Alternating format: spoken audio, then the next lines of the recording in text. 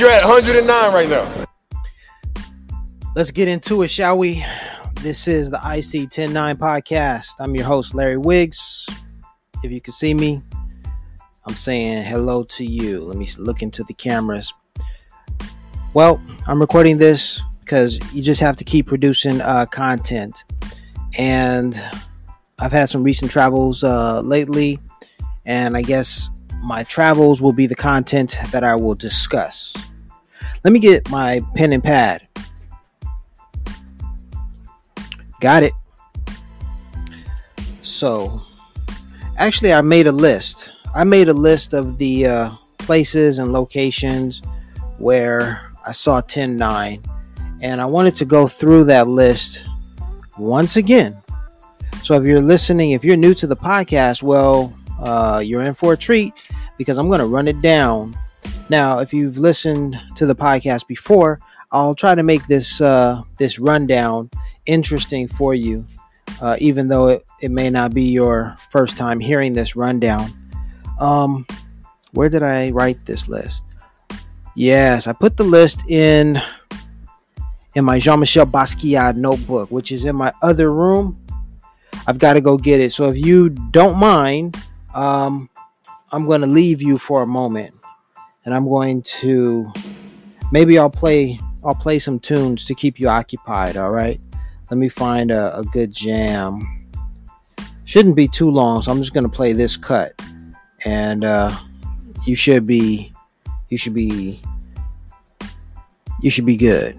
All right.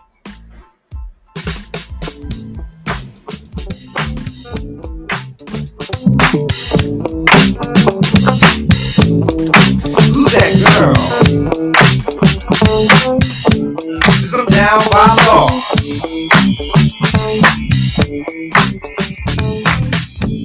It's the real deal.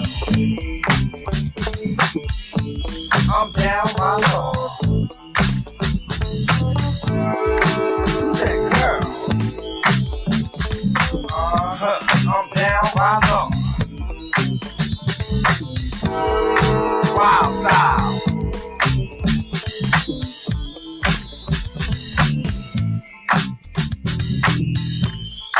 Fab Five Freddy.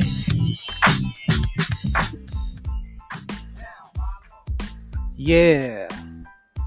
All right, Joe. Fab Five Freddy, down by law, from the Wild Style soundtrack. Okay. All right, so let me get into this. This is the IC 109 podcast. You're at 109 right now. That voice that I just played, that was the voice of Kobe Bryant. May he rest in peace. But you know, legends never die. So I bring that. I'm calling his spirit into the room as I discuss this. Matter of fact, with that said, before I get into the number 10 and 9, let's go back to Kobe Bryant, okay? Because today is August 28th, but let's see, 4 days ago was August 24th. Yeah, it was the 24th, right? And so I was at school and I noticed a lot of, not a lot, but I noticed at least 4 people wearing conspicuous. They were conspicuously decked out in Laker gear. And I looked and I thought, why are they doing that? And it later dawned on me that they were doing that to commemorate, a way of memorializing Kobe Bryant. And I thought about it. I said, oh, today or that day was 8/24. Now 8/24, those were Kobe's jersey numbers, 8 and 24. And so for me personally, that has another added level of significance, because you know this IC 109 podcast, or IC 109, this podcast is about numerology. A lot of it has to do with numerology, but then there are a whole bunch of other levels to it. But the base level, the first level, is numerology and what numbers mean to us and what significance they hold. And it's kind of interesting that 8/24, not only are they Kobe Bryant's jersey numbers, And yeah, I guess that's all that significance there is to it right there related to Kobe Bryant. Those were his jersey numbers. But for me, those numbers hold greater significance because at 8:24 p.m. on 10/9, I was born. Did you get that? Yeah, I was born at 8:24 p.m. on my birth certificate. That's what time I was born. So what is that? 2024? You know, in military time, 2024, right? 8:24 p.m. That's the time I was born. Crazy coincidence, right? Crazy coincidence how I am calling Kobe Bryant's spirit into this podcast because I'm talking about numerology. And I'm talking about what these numbers, in particular, what these numbers 10 and 9, what they mean to me, 109 or 10/9 as I like to call them. You dig? Crazy coincidence, right? I want to talk about 10/9, but in order to do that, I have to go back and talk about the voice who I use, whose voice I use in this podcast. None other than Kobe Bryant, the legend. You're at 109 right now. He said you're at 109 right now. Shout out to Hassan Hayes for giving me that, for putting me up on that sound bite and that video. Kobe Bryant was he was participating in a contest at what was the Staples Centers at the time. It's now the Crypto.com Center.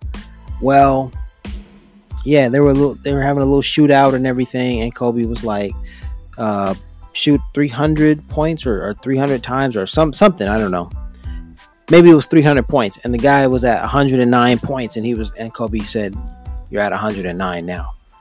I would not have known that. I'm not a big basketball. I'm not a real big sports fan, but my former high school schoolmate Hassan Hayes put me up on it. And he was like, I know 109. I know those are your numbers. So here's Kobe, the legend, saying 109. There you go. He dropped that one on me, man. Player, man. Shout out to Hassan. Okay, so let me get into 10/9. These numbers. Let's get into it. All right. Kobe Spirit is in the building with us. So let's just get into it, right? All right. So 109. 109. As I said, it's an allusion to my birthday. So when I see 109, I think of October 9th. I had to move to South Korea in 2007. And the crazy thing is that 109 or October 9th is a national holiday in Korea. So that was cool. I think I want to play this though. I want to drive this ideal home. I'm going to play Dick Gregory. Because in Dick Gregory's album entitled You Don't Know Dick, he talked about something that I found to be very close to home with me. I hope it's in part 2. It might be in part 1. Okay, whatever. I'm just going to play it and we're going to listen to him. All right. There's a little bit of classical music in the beginning, but bear with me. Okay. But let's listen to what he says about his birthday. Okay. Listen for what he says about his birthday.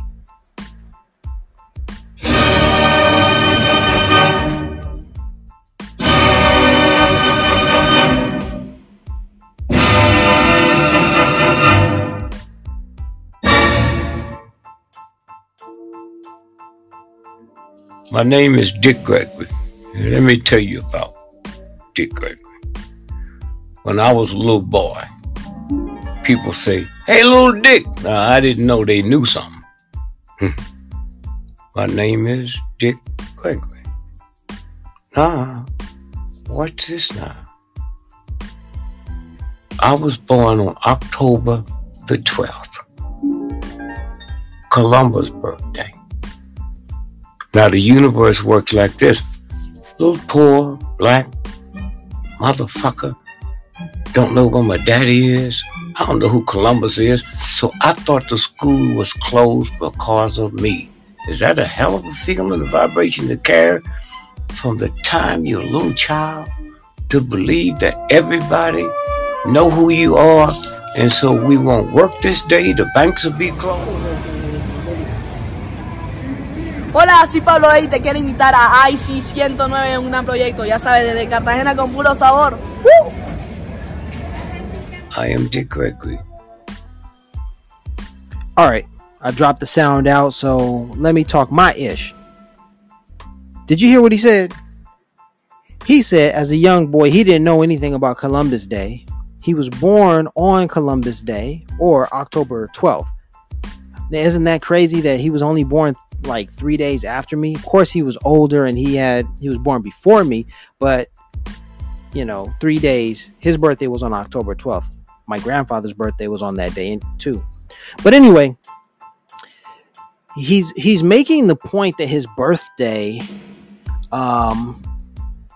landed on a national holiday. Therefore, he had this sense. He said it was a vibration. He thought that people were taking the day off because it was his day. Admittedly, that's very much a egocentric, perspective. But nevertheless, can you imagine what it feels like to have your birthday, land on a national holiday? I can, because like Dick Gregory, when I lived in South Korea and my birthday landed on a national holiday, I felt like there was some simpatico, like it was a match, like I should be in this country. That's all I'm saying. Even with the difficulty of a black man living in South Korea, the difficulty of dating, the difficulty of just managing one's life and dealing with, work, job related issues and being far away from one's home and one's family, mother and father and siblings, with the difficulty of all of that all was put back on the back burner when I thought to myself, but my birthday is on a national holiday. I don't have to work on that day. I'm good in this country. Like Dick Gregory said, that's one hell of a vibration. So that's the first point of intersection of that I want to talk about. It was in South Korea when I made this, when I realized this. I made this discovery that 10/9 is a national holiday in Korea. Not only that, but the very first friend I made also was born on 10/9. My friend Luke. Now, here's the thing that's crazy about that. Can you imagine having to travel thousands of miles away from your home in order to secure a job for yourself, to survive in this world? And then for me, the first friend I made was born on the same birthday. We were born on the same day, literally hours from each other. He was on one side, I was on the other side of the globe. And within hours, we were born. We were born within hours of each other. And then there we are in Korea, meeting face to face, and we become friends. Crazy how this stuff happens. The universe, how the world works, and how these things unfold. It's unbelievable. I've spent too much time talking about only the first country and the first point of intersection between myself, the universe, and 109. Let's continue, shall we? In Japan, which is just across the pond from South Korea, I traveled there and I discovered the shopping center, Shibuya 109. The Japanese call it, as I learned recently, Shibuya Ichimaru-kyu, which means 109 or 10/9. I forgot. But those numbers in Japan resonate with the Japanese. They're very popular numbers. And the word Tokyu, which there used to be a company called Tokyu Hands, which was very popular in Japan. Tokyu means 10-9. To meaning 10, Gyu meaning 9. Tokyu. So when I was walking around Tokyo, I often saw the signs that said Tokyu, Tokyu, and I thought, well, why did they misspell the name of their capital city, Tokyo? Why did they misspell it? I had no idea that I was actually reading Tokyu, which means 10-9. So even in Japan, I kept seeing 109 or 10-9, as I like to call it. Crazy coincidence. Crazy. But it's not so crazy when I talked with my grandfather before he passed last year, and he told me that the first time he went to Japan, he had a very surreal experience whereby he entered, or rather he was with his army buddies, and he told them, hey, let's go around the corner, there's a restaurant there. And sure enough, they made it around the corner, and there was a restaurant, just as my grandfather said. But he had never been to that restaurant before. There was just this overwhelming sense, this overwhelming feeling that he knew that there was a restaurant around the corner. And sure enough, there was. And then they went into the restaurant where my granddad said he had no problem finding the restroom because he had felt as if he had been there before and he knew exactly where it was. And that's the story that my grandfather told. Japan is a very special place. Very, very special place. All right. And for me and 10-9, you know, those are the reasons. Next up is Saudi Arabia. I was in Saudi Arabia. I was at the airport. I was preparing to hail a taxi, and were I 1 minute earlier or 1 minute later, I would have missed this particular taxi. And because I was there at that particular moment, I was matched with this particular taxi. And this particular taxi that I'm referring to, well, the license plate read 109 and some other characters. For me, that was a miracle. Because just as I said, if I had been a minute earlier or a minute later, I would have missed that car. Not that I was waiting for that car, not that I was trying to get matched with this car, but the ideal that it happened the way that it happened, like I wasn't planning on that, wasn't expecting that. That just happened. And that license plate is just something that I noticed. Let's keep it going. I was in Havana, Cuba, and I was reading the book about Che Guevara entitled Diarios de Motocicletas, or the Motorcycle Diaries, when I read that Che Guevara was killed on October 9th. I thought that was a bizarre coincidence because I wasn't expecting to see 10-9, you know, when I was reading about the book. All I wanted to know was more about Che Guevara. And I knew that I was reading about Che Guevara in Cuba. When I was in Cuba, I knew that I was reading about him. But I had no idea that I would find a greater significant coincidence or connection with him while reading his book. While I was in Cuba or Havana, I didn't know that was going to happen. And so that was really wild. But here's something that I didn't realize at the time. In 1997, after graduating high school, I recall being in a bookstore, Barnes and Noble, when I reached for a Che Guevara book, and a man accosted me. Hey, what are you reading that? What do you want to read that book for? Why are you reaching for that book? It scared me. I had never been accosted because of a book that I had chosen to read. I was a little nervous. I was alone at that bookstore, and I just thought, oh, maybe I shouldn't read this book. So I just put it back. That year was the year that Che Guevara's body had been found in Bolivia, where it had been buried in sort of a clandestine burial. They tried to hide the body and whatnot.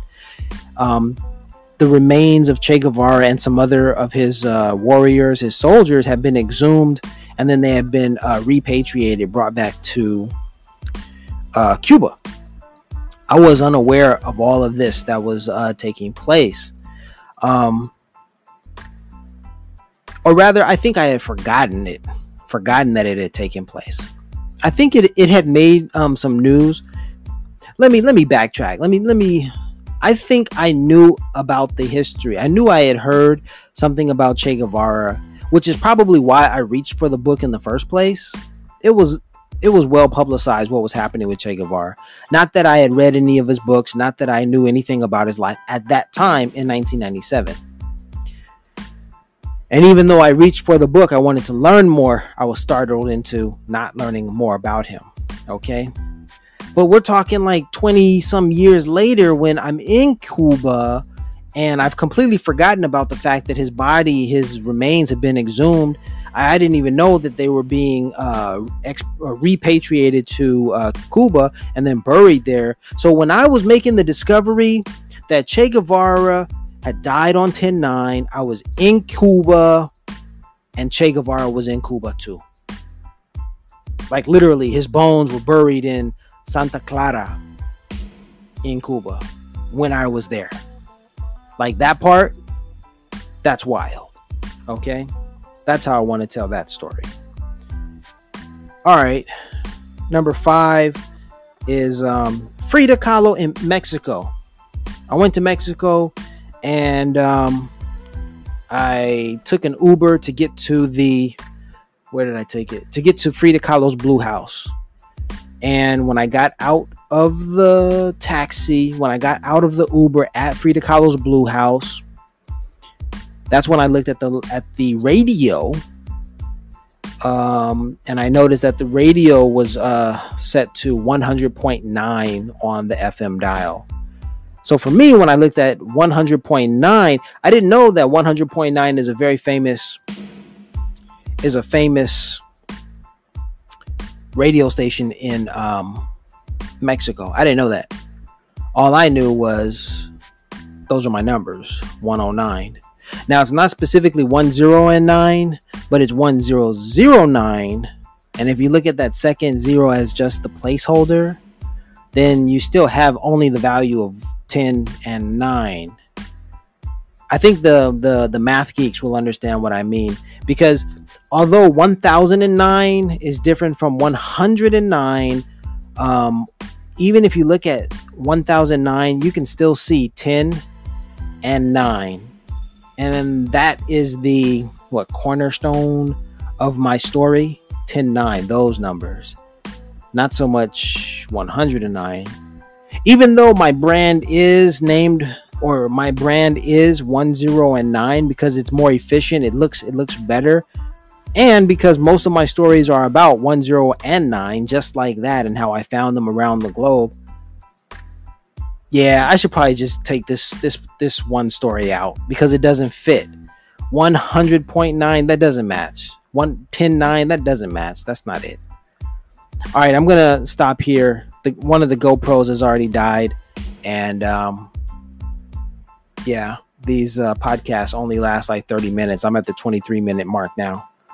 All right, so let's catch up in a few. Let's take a break, and we'll come right back. All right, peace.